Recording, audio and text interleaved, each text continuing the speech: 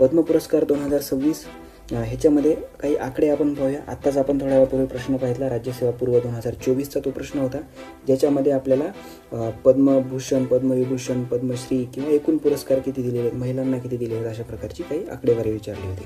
तर 2026मध्ये एकूण 131 पद्म पुरस्कार देण्यात आले आहेत. त्याच्यामध्ये पद्मविभूषण 5 आहेत, पद्मभूषण 13 आहेत आणि पद्मश्री 113 आहेत. महाराष्ट्राला टोटल 15 पद्म पुरस्कार भेटले आहेत आणि हे हायेस्ट आहे. महाराष्ट्र 1 नंबरचं स्टेट आहे ज्याला सगळ्यात जास्त पद्म पुरस्कार भेटले आहेत.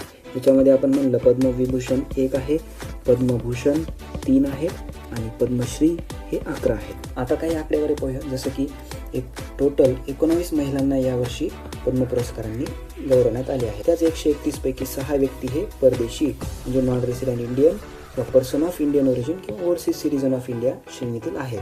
त्याच्यानंतर मरणोत्तर 16 व्यक्तींना पुरस्कार जाहीर झालेला आहे. ठीक आहे. महाराष्ट्रातील पद्मश्री पुरस्कार भेटलेले सर्वच नावे आपण पाहून घेऊ. टोटल 11 नावं आहेत 2026मध्ये. ठीक आहे. सगळ्यात पहिल्यांदा रोहित शर्मा, क्रीडा क्षेत्र, भारतीय क्रिकेट संघाचे कर्णधार.